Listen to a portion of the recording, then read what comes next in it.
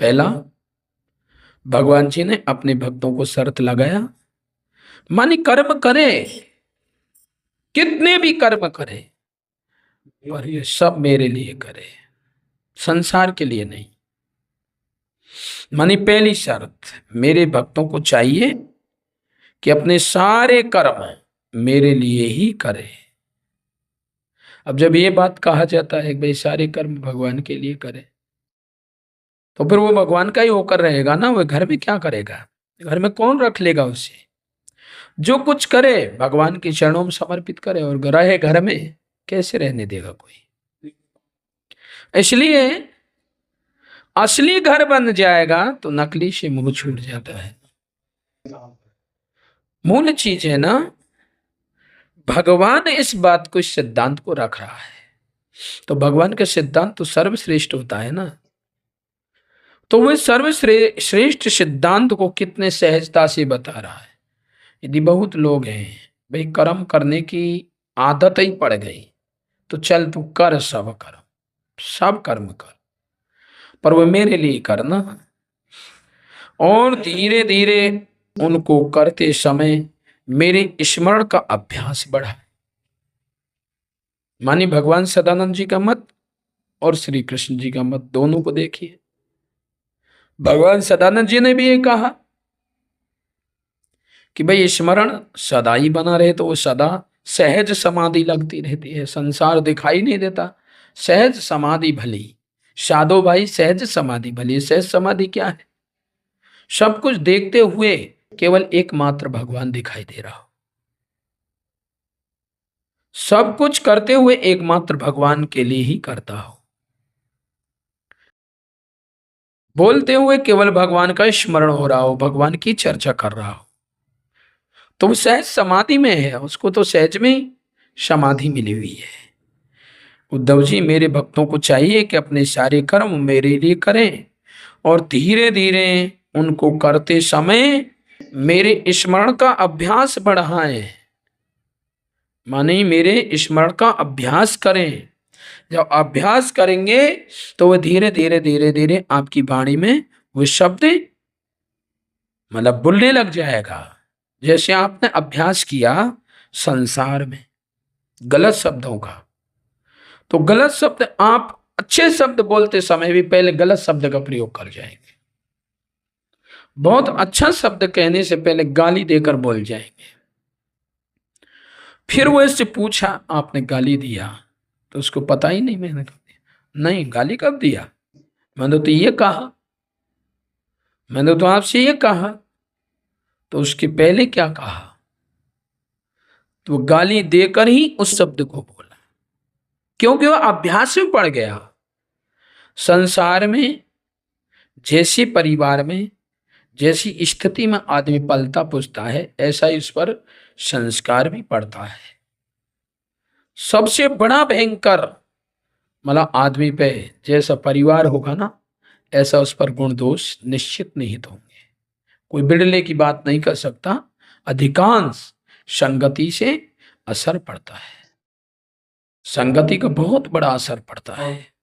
कुछ ही दिनों में उसके मन और चित्त मुझ में समर्पित हो जाएंगे। जब ऐसा आप करोगे, मेरे लिए सब कर्म करोगे, और धीरे धीरे जब मेरा ही अभ्यास करोगे स्मरण करने का, और दुनिया तुझे अच्छी नहीं लगेगी, तो उसका क्या होगा कि कुछ ही दिनों में उसके मन और चित्त मुझ में समर्पित हो जाएंगे।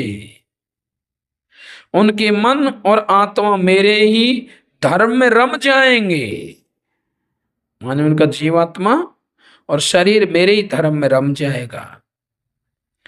मेरे भक्त साधुजन जिन पवित्र स्थानों में निवास करते हों, उन्हीं में रहें। देवता, असुर अथवा मनुष्य जो मेरे अनन्य भक्त हों, उनके आचरणों का अनुसरण करें। मेरा भक्त चाहे देवता हो, चाहे असुर हो, चाहे मनुष्य हो, कोई भी क्यों ना हो, अनन्य भक्त जो मेरा है, उसी के आचरण का अनुसरण करना चाहिए। पर्व के अवसरों पर सबके साथ मिलकर अथवा अकेले ही नृत्य, गान, वाद आदि महाराज्योचित ठाट बाट से मेरी यात्रा आदि के महोत्सव करें। तो अधिकांश लोग क्या कहते हैं, या नाचते हैं या ऐसा करते हैं, बस अरे भगवान जी की वाणी को हम समझते हैं। भैया तू क्या समझेगा भगवान की वाणी को? नृत्य करना, भगवान जी का कहना है कि नृत्य करिए। नृत्य गान वाद आदि महाराज्योचित माने ठाट वाट के साथ करना चाहिए, और मेरी यात्राएं करें माने जुलूस निकालें। शुद्धांत कर्ण पुरुष आकाश के समान भार और भीतर परिपूर्ण एवं आवरण शून्य मुझ परमात्मा को ही प्रमुख रखना चाहिए, उसी के चरणों में अपने जीवन को रख देना चाहिए। निर्मल बुद्धि उद्धव, जो साधक केवल इस ज्ञान दृष्टि का आश्रय लेकर संपूर्ण प्राणियों और पदार्थों में केवल मेरी भक्ति का ही स्मरण करता रहे, उन्हें मेरा ही भजन कीर्तन स्वीकार करना चाहिए। केवल जो भी भक्त है वह मेरा ही स्मरण भजन करता है, और उसके अनुसार उसके अनुरूप होकर जब चलेंगे तो हम क्या पाएंगे? भगवत भक्ति ही पाएंगे। भगवान की भक्ति कहाँ मिलती है? चाहे रामायण के पन्नों पर देखिए तो क्या कहा है? सत्संगत दुर्लभ संसारा, निमिष दंड भर एक बारा। तो ये सत्संग कहाँ मिलेगा? संतों के द्वारा। मानी सत्संगत जो दुर्लभ है ना संसार में, वह मिलेगी कहाँ? वह संत के पास मिलती है। सत्संग जब मिलेगा तो संत के ही पास मिलेगा। तो संत जो मिलेगा वह मिलाएगा किससे? वह डायरेक्ट भगवान से ही मिलाएगा। भगवान के अलावा माने भक्त के अलावा भगवान से, क्योंकि भक्त ही भक्ति बताएगा। जिसको भगवान का असलियत ज्ञान है वह आपको भक्ति बताएगा, और भक्ति जब आप भक्ति और सेवा में लग जाएंगे तो उससे भगवान प्रसन्न होगा। तो भगवान प्रसन्न होगा तो भगवान प्रसन्न होगा तभी तो मिलेगा ना। यही कड़ी है। इसीलिए रामायण में भी कहा है, प्रथम भगत संतन कर संगा। संतन कर संगा मानी संतों की संगति करना चाहिए। पहली भक्ति मेरी यही है कि आप संतों से मिलिए, संतों का संग कीजिए। तो जो संत होगा वह आपको विषयी चर्चा नहीं सुनाएगा, वह आपको भोगी व्यसनी नहीं बनाएगा। वह आपको हर प्रकार से भोग व्यसन से काटकर और केवल दूसरी रतिमम कथा प्रसंग माने में भगवान के गुणगान सुनाएगा। वह सांसारिक चर्चा, विषय चर्चा को बार बार काट कर आपके हृदय में भगवत भक्ति सेवा का पाठ पढ़ाएगा। दूसरी रतिमम कथा प्रसंगा माने मेरे कथाओं का प्रसंग आपको सुनाएगा, और उस कथा के प्रसंग से आपको क्या होगा? प्रभु पद पंकज सेवा, तीसरी भक्ति अमान माने प्रभु के चरणों की सेवा में आप लग जाओगे, प्रेम हो जाएगा, और वे भी अमान, मान रहित।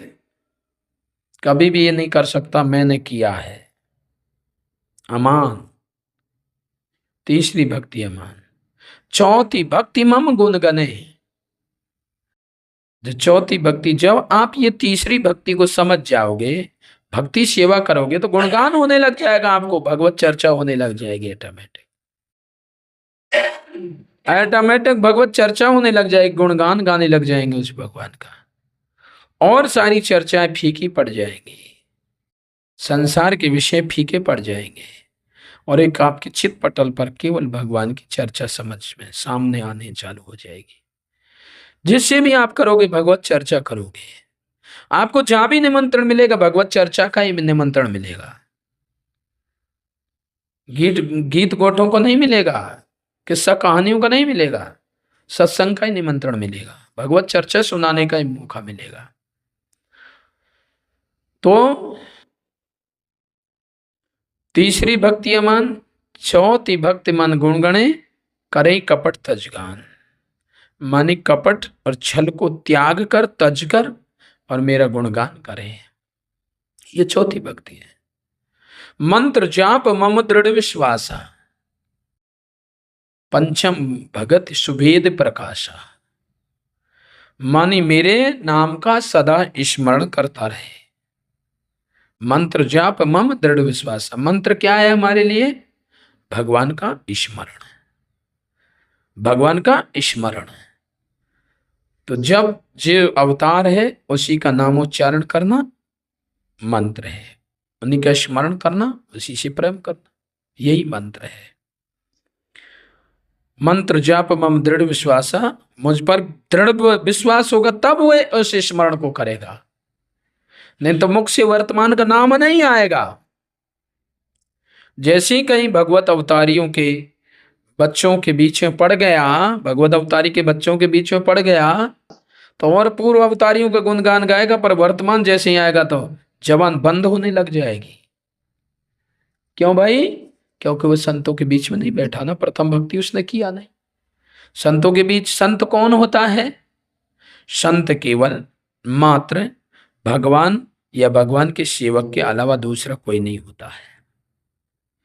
तो वो संत होगा जो क्या होगा, वे असली भगवान के गुणानुवाद में लगाएगा, उसके रहस्य को समझाएगा, उसके सिद्धांत को बताएगा। जब उस सिद्धांत को, रहस्य को समझ जाएगा तो मजबूरी होकर उसको उस स्मरण को करना पड़ेगा, वर्तमान अवतार से जुड़ना होगा।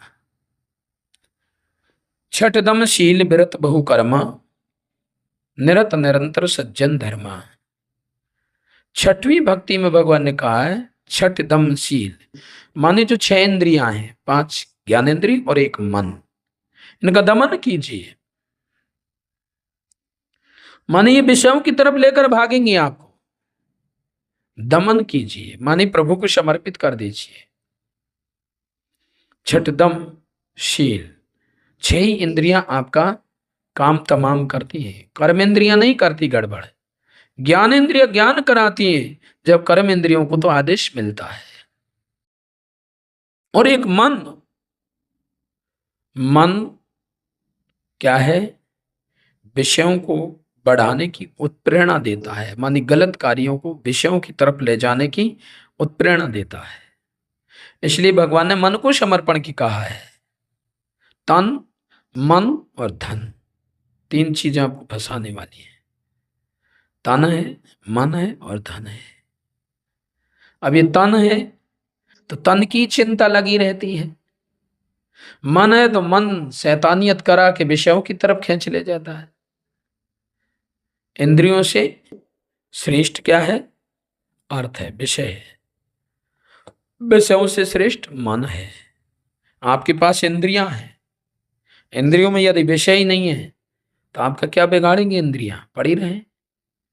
पर इंद्रियों से श्रेष्ठ है विषय, इनका सूक्ष्म विषय होता है, और अपना अपना जो सूक्ष्म विषय जब इसमें धरा है तो मन उन विषयों की तरफ उन इंद्रियों को आकर्षित करता है। इसलिए इंद्रियों से श्रेष्ठ विषय है, विषय से श्रेष्ठ मन है, मन से श्रेष्ठ बुद्धि है। यदि आपकी बुद्धि संभली हुई है तो मन को समझा बुझाकर इंद्रियों को विषयों की तरफ से रोक देगी। यदि आपकी बुद्धि आपने कमजोर कर रखी है, मन को आगे बढ़ा रखा है, तो भरपूर विषैला बन जाएगा। चाहे तुम धर्म क्षेत्र में आ जाए, चाहे कहीं भी आ जाए, हाय माल, हाय वायला वायला, ऐसा खाने को, वैसा खाने को, ये ऐसा लेने को, ऐसा, मतलब धर्म क्षेत्र में भी आदमी इन इंद्रियों को यदि प्रभु को समर्पित नहीं किया, मन को समर्पित नहीं किया, तो ये विषयों की तरफ दौड़ा देगी और आपको धर्म क्षेत्र से हटा देगी। ये मन ऐसा है। यदि बुद्धि आपकी सयानी है तो मन को समझा बुझाकर रखकर इंद्रियों को विषयों से मोड़ लेगी। मन बुद्धि से भी श्रेष्ठ है जीव। जीव यदि जीव ना चाहे क्या विषय, क्या है इंद्रियां? कुछ नहीं। जीव मन की सलाह मानेगा तब विषय भोगेगा। विषय भोगने वाला तो जीव है ना, इंद्रियां थोड़ी भोगती हैं, विषय थोड़ी विषय को भोगता है। मैन में तो ये है ना, यही तो अपराधी होता है ना, तो बुद्धि की नहीं मानता है, मन की मानता है। और मन सदा विषयों की तरफ ले जाता है, भोगों की तरफ ले जाता है, माया की तरफ ले जाता है, संसार की तरफ ले जाता है। विषैली चर्चाओं में जब आपका दिमाग चल रहा है तो समझिए आप मन प्रधान हैं। जब आपने ये सोचा यार कुछ नहीं है इन बातों में, तो समझिए आप बुद्धि प्रधान है। इस समय बुद्धि से काम कर रहे हैं आप, नहीं नहीं हमको अच्छे करने चाहिए, ये दे नालायकी का काम बेकार है, तो समझिए अब आपका मन साइलेंट है, आपका मन रोक दिया गया है, बुद्धि आपका कार्य कर रही है। आपका जीव बुद्धि की सलाह मान रहा है, मन की सलाह को निम्न मान लिया। यदि कहीं उस बुद्धि की सलाह से रह जाए जीव तो बहुत आगे बढ़ जाता है। परंतु ये कहने तक मन की व बुद्धि की बात को सलाह मतलब सराहना करता है, और करता है मन की बात को पूर्ति करता है मन की। बुद्धि की तो केवल उसको सराहना करनी पड़ रही है, उसकी बात को सलाह को स्वीकार करना, ये बात तो गलत है, पर करेगा उसी को। संसार शरीर परिवार के ही लिए करेगा सब। इसलिए बुद्धि से परे है जीव, जीव से परे है आत्मा, जीव से भी श्रेष्ठ आत्मा है। क्योंकि जीव के साथ तो आनंद है ना, पर आत्मा के साथ तो आनंद और शांति है, चिदानंद है ना। और इस आत्मा से भी श्रेष्ठ है अव्यक्त मूल प्रकृति महामाया। इस आत्मा से भी श्रेष्ठ अव्यक्त मूल प्रकृति महामाया। जब अव्यक्त मूल प्रकृति महामाया के रेंज में आत्मा पड़ता है, ईश्वर पड़ता है, ब्रह्म पड़ता है, तो जीव रूप में परिवर्तित करके और विषयों की तरफ मोड़ देती है। माया आत्मा से भी श्रेष्ठ है, आत्मा को भी नहीं बकसती है। अव्यक्त मूल प्रकृति से परे उसका स्वामी परमात्मा है। जब परमात्मा की शरण जीव चला जाएगा तो इस माया की भी गम्हा नहीं जाएगी। वहां जाकर तुम माया से बच सकते हो, नहीं तो आत्मा भी माया की चपेट में है, जीव भी माया के चपेट में है। इंद्रियां और इनकी तो बात ही छोड़िए, परमात्मा परमेश्वर से आप अपना संबंध नहीं जोड़ोगे और संसार से संबंध नहीं काटोगे, तब तक आपको परम शांति परम आनंद मिलने की कल्पना भी नहीं हो सकती है। कल्पना भी मत करिए, क्योंकि जो जिस रेंज में है उस रेंज को वही लाभ मिलेगा। इसलिए हमको सदा ही परमात्मा के चरणों में प्रेम होना चाहिए।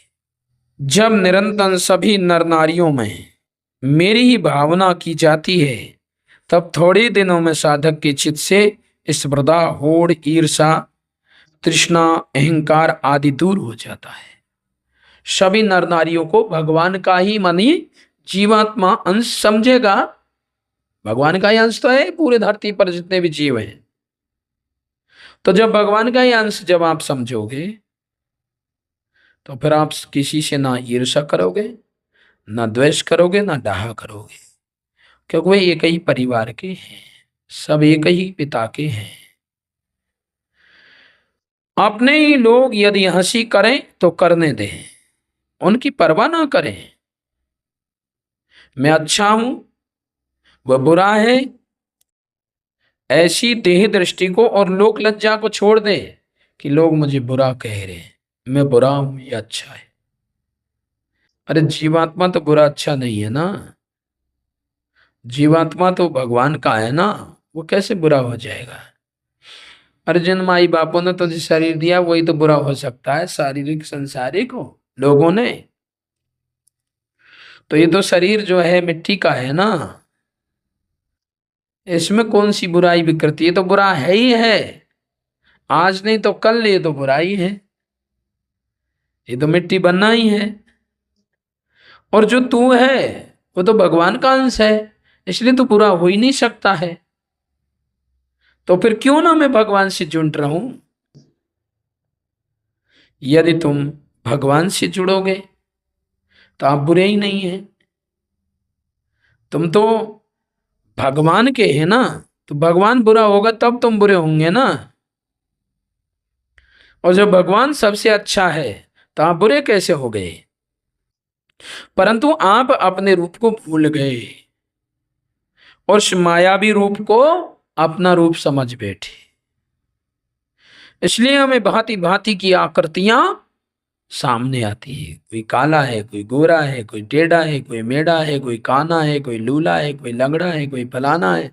अपने कोई दीनहीन मानता है, कोई कछु मानता है, कोई अष्टपुष्ट है। बस इस मिट्टी की दौंदा पर आदमी अहंकार करे बैठा रहता है। जबकि भगवान ने हमेशा कहा है कि इस हाड़ चाम के पुतले से ऊपर उठिए। इस प्रकार जब तक समस्त प्राणियों में मेरे अंश की भावना नहीं करेगा, जब तक आप भगवत भाव में हो ही नहीं सकते हैं। इस प्रकार मन, वाणी और शरीर के सभी संकल्प और कर्मों द्वारा मेरी उपासना कीजिए। मानी मन, वाणी और शरीर के जितने भी संकल्प हों, मानी मेरी सेवा भक्ति के लिए हों। भाई आप जो भी कुछ सोचें तो भगवान की सेवा भक्ति के लिए सोचें।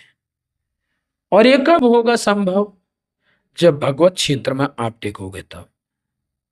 तो यहाँ की हर सोच आप देख लीजिए, जो भक्त भगवत क्षेत्र में रह रहा है उसकी हर सोच किसकी होगी, भगवत कार्य की। जो संसार में रह रहा है उसकी हर सोच काई की रहेगी, अपने परिवार की। कोई भूल चूक में कहीं भगवान के भाव आ जाए तो अपने को धन्य मानता है कि आज तो हमारा सौभाग्य जो हमको इतनी सेवा। अन्यथा आप लोग घर और संसार की ही सोचेंगे, अपने उन 2.5 लोगों की ही सोचेंगे। जबकि भक्त जन का वसुदेव कुटुंब हो जाता है। भक्त जन का क्या हो जाता है, वसुदेव ही कुटुंब हो जाता है, पूरी धरती ही कुटुंब हो जाती है। तो वो तो सब जगह भ्रमण करता रहता है। और संसारी जो जीव होता है वह एक परिवार के दायरे में फंस जाता है।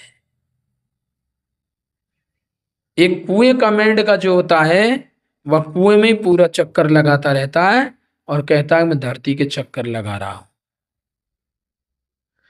तो जो केवल अपने रिश्तेदार, नातेदार और घर तक घुमाए, वे क्या कहता है, मैंने सब दुनिया देख रखी है। क्योंकि अब कूप का मेंढका कहां देखे बेचारा पूरी दुनिया है। वो तो भाई में घूम घाम के अपने घर, भाई में घूम घाम के नेक्स्ट देर में चक्कर लगा के माई आ गए साहब, हम पूरी दुनिया देख रखी है। तो का देखियो लाला, हम 70 बरस है गए, ऐसे ही नहीं है। वाह रे वाह, कहां तक घूमे आए हो, तेरे रिश्तेदार तक ना, यही तो दुनिया कहें, यही तो दुनिया कहें। अब और दुनिया बीत गई। जब कुएं में से चड़ास में मेंढका आ गया और बाहर आया तो देख रहे दुनिया तो बहुत भारी है, हम तो कहां पड़े भाई।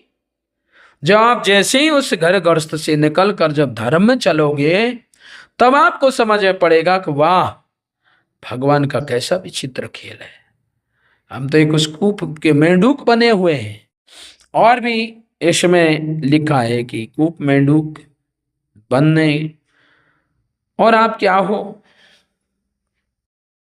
गूलर के मच्छर। देखा है गूलर है, गूलर का मच्छर जो होता है ना, ये जो गूलर का पेड़ है रामायण में बताया है, ये माया है। माने ऐसे माया है और उस माया के एक एक रोम में वो ब्रह्मांड लटक रहे हैं। जैसे गूलर के पेड़ में वो गूलर के फल लटके ना, ऐसे रोम रोम रोम में माया के में वो ब्रह्मांड लटक रहे हैं। और उस गूलर के भीतर जो मच्छर है वे हम जीवात्मा हैं। वो माया ने घेर रखे हैं। इधर आता है काल रूपी बंदर, ऐसे कूलरों को तोड़ तोड़ कर बहुतों को खा जाता है। हम जैसे मच्छर उनको पता ही नहीं पड़ता कि कहाँ खा गया। इसलिए हमको कूलर का मच्छर नहीं बनना चाहिए।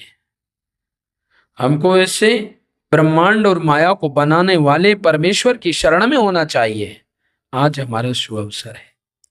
नहीं तो काल रूपी बंदर को, इस ब्रह्मांड को खाने में देरी नहीं लगती। तो तुम कौन हो? डाड़ों के नीचे लटक रहे हो। उस विराट रूपी परमेश्वर के काल रूपी मुख में डाड़ के नीचे लटकते दिखाई दे रहे हैं आप लोग। जब भींच देगा तभी स्वयं डाड़ के बीच में लगे हुए हैं, फुसकाने में लगे हुए हैं। आप लोग बड़े वेग से दौड़ रहे हैं उस मुख में। तो इसे फल को ही खाने में वह देरी नहीं लगाता तो मच्छर को तो थोड़ी उगल देगा। ऐसे ही तो भगवान श्री कृष्ण ने कहा, अर्जुन देख तुझे दिखाई नहीं दे रहा है, ये सब बड़े बड़े योद्धा मेरे डाड़ों के नीचे लटके हुए हैं। देख, जब काल रूपी मुख खोल कर दिखाया तो देख रहा है, ही प्रभु ये पितामह भीष्म, कर्ण, दुर्योधन, दुशासन, बड़े बड़े वीर आपकी डाढ़ में लटके हुए हैं। और ये बड़े बड़े वीर योद्धा अब नरलोक के लोग आपके काल रूपी मुख में जबरदस्ती से घुसते चले जा रहे हैं, जबकि आप और अपने भक्त इनको रोकने में लगे हुए हैं। हम देख रहे हैं कि इतना यूं हाथ से भी नहीं डट रहे हैं, रुको रुको, परंतु जबरदस्ती से भागकर काल रूपी मुख में प्रवेश कर रहे हैं। कर रहा नहीं कर रहा है? जबरदस्ती से ना। जिनको मालूम नहीं है वो तो जा ही रहे हैं, परंतु जिनको मालूम पड़ गया कि मैं मुख में प्रवेश कर रहा हूं, रोक रहे हैं, रुको, परंतु ना रुकेंगे नहीं। लेकर विष का प्याला जा रहे थे यम की शाला। ये प्रत्यक्ष देखने को आ रहा है। जिनकी 80 बरस हो गई, 70 बरस हो गए, उनको पता है घर में कोई पूछने वाला भी नहीं है, पर अपनी ऐसी जिम्मेदारी मान बैठे हैं कि हमारे बिना तो पत्ता तक नहीं हिलता, हमारे तक या घर में पत्ता तक नहीं हिले। और अब तो हम छोड़े थोड़ी घर है, खेचर बहुत दूर ले जान, घर में ही चलाए रहो। और काऊ पर चिलो नहीं आज तक घर माही दे रहे हो, टेर काऊ नहीं लगाए बेटा ना। प्रेम से बोलिए सदगुरुदेव जी महाराज की। और हर व्यक्ति चला रहा हो घरे, आज तक काऊ पर नहीं चले।